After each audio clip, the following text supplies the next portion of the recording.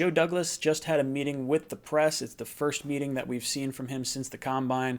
So let's take a look at some of his comments and see what's going on behind the scenes at One Jets Drive. Jets, Jets, Jets! Welcome to Jets Talk. My name's Ryan. I'll be your pilot today. If you're new here, hit that subscribe button. If you've been here before, welcome back. I love having you here. That's right, you guys get 2 videos today. I was too fired up in my last video. Wanted to make one about the whole Joe Douglas press conference.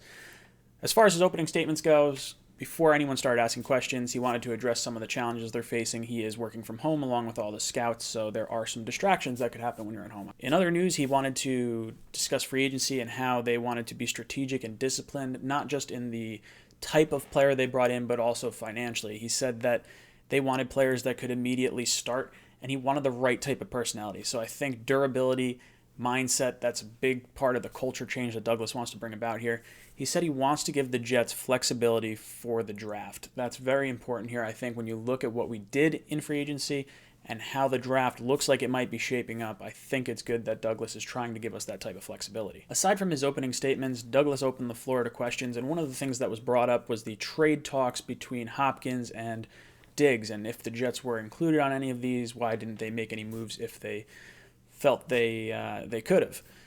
The biggest thing he said was that the Jets did their due diligence and it just was not in the best interest for the Jets to kind of go those routes. And when I'm sort of hearing that, I kind of think a few things. Diggs was traded for a first-round pick.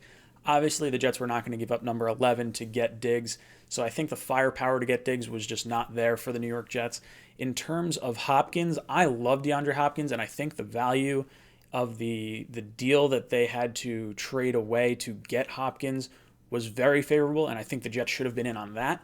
But I think the issue with Hopkins was the $20 million a year contract that Hopkins is reportedly trying to get with the Cardinals. So I think that was a hurdle for the New York Jets, and that's probably why those 2 players were not brought in here. In terms of free agency, the question was brought up about why we went with so many one-year contracts, and he said the market really dictated that.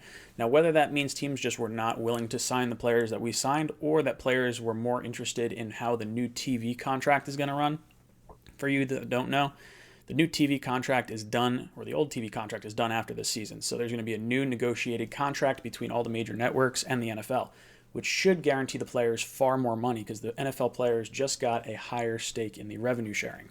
So this is going to be a key thing for the contracts moving forward. I think a lot of players are trying to cash in next year in free agency as opposed to getting locked in on a potentially lower deal now. One of the reporters also brought up the idea that the Jets could have possibly had a cash flow problem in free agency, and Douglas shot that down pretty quickly. We know they still have flexibility because they could still get rid of Avery Williamson and Brian Winters and save a good amount of cap space, not to mention the Tremaine Johnson money that's going to eventually wind up coming our way June 1st. So that was shot down pretty quickly. He says they have enough flexibility now where the Jets, if they want a player and they want to go out and possibly get a player, they could go make that move. You have the Jets projected to either go tackle or wide receiver in the first 2 rounds. So I think bringing in a trade target that could potentially be brought in on a reasonable deal pending his contract negotiations is something that I think they're going to consider. And I think having that draft flexibility allows you to possibly give up a 3rd-round pick to maybe get someone like Trent Williams. He mentioned over and over again the flexibility and versatility that these guys could have. He really made that a point. I think he wants to get the best 5 offensive linemen starting here, regardless of the position that they're necessarily listed to play. So if McGovern is our center and Harrison used to play center, maybe he's better suited at guard. Maybe Alex Lewis is better at right guard instead of left guard. I think there's going to be a lot of competition between all these offensive linemen, and it's going to be interesting to see how this plays out. Douglas did bring up Brian Winters and mentioned he is the only remaining starter on the Jets team from day 1 of last year. So he mentioned that there's going to be competition at that position. And this is the right thing for Douglas to say because we don't need Brian Winters' money yet in terms of like needing to cut him and use that salary towards something else right now. So at this point, unless you're planning to use the money from cutting Winters to get another player, you might as well hold on to him because Winters does not have any money guaranteed to him on this deal. He basically can get cut during training camp if we want. We can save his entire contract. So there's no real rush for the Jets to move on from Brian Winters. Same thing kind of with Avery Williamson. There's no reason to give yourself a potential hole at a position. God forbid an injury happens or something out of the ordinary happens. The Jets have that kind of flexibility at this point to sort of sit and wait on these players. So I don't think Winters is necessarily a lock for the roster, but I think they're going to give him the opportunity to compete in the preseason. As far as Robbie Anderson goes and the contract he got with Carolina, it doesn't sound like the Jets were very close on price with Robbie.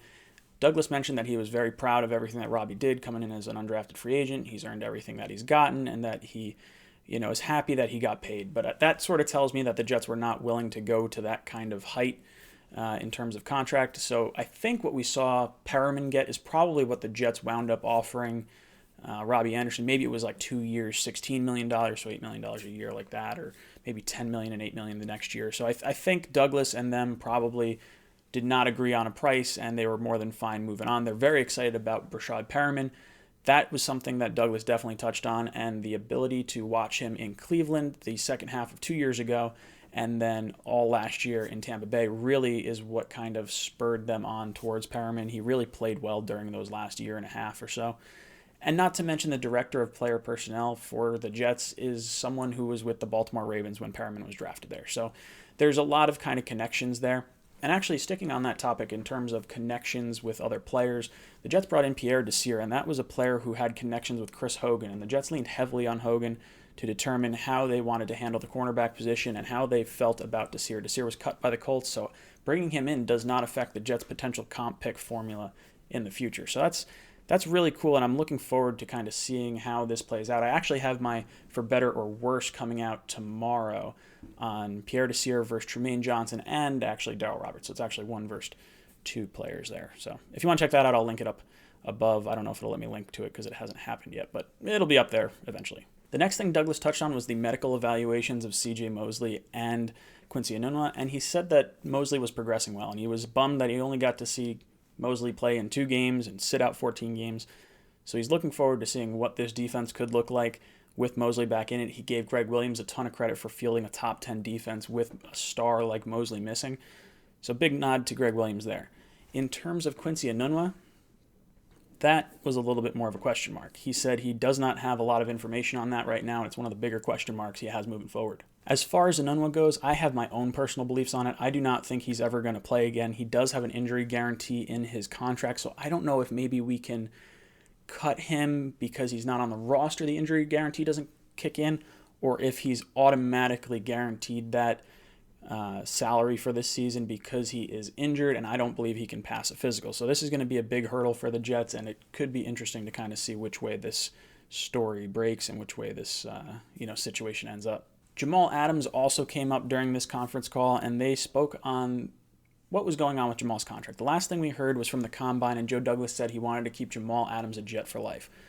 Now, nothing has changed since then. He says the Jets are focused on free agency and then focused on the draft. So I think the only way we're going to see a Jamal Adams contract extension is going to be after the draft or possibly at the end of next season because we still have the 5th-year option. The Jets have a lot of leverage on Jamal, so they can really do whatever they want.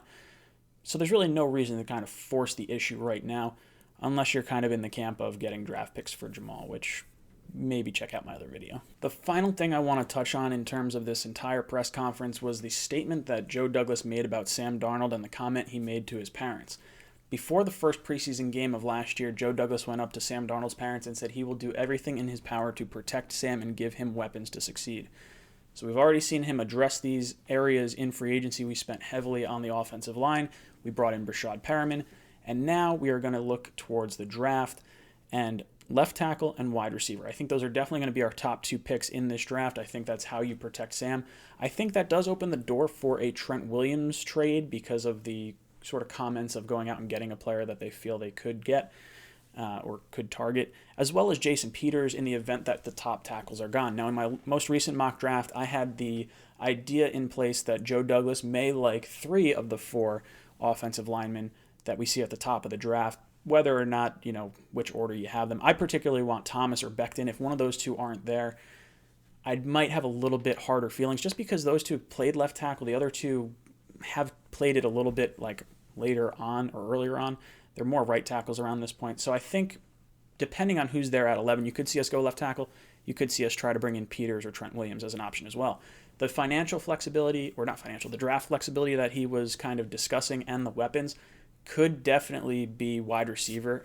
When you start looking at this draft, and when I started doing my mock draft, a lot of the receivers I thought might be available at number 48 don't look like they're going to really be there. Guys like Mims, Jefferson, Claypool might be the most likely there. Pittman, a guy who I kind of want in the third, might have to be taken at 48, and that's a little rich for me. So I think when you look at that number 11 pick and you could have the choice of Jerry Jeudy, CeeDee Lamb, or Henry Ruggs, I think you really have to take that seriously. Maybe the Jets look to move back and possibly add some more picks to bring a little bit more help in. But I think the Jets are definitely committed to the offensive side of the ball here. I think they really want to protect Sam Darnold and give him as much help as possible in terms of the offensive weapons that he has around him. This is going to be interesting moving forward. Let me know what you guys think of all the comments that Joe Douglas made down below. Where do you see flaws? Where do you guys see pros and cons, I guess? And as always, go Jets.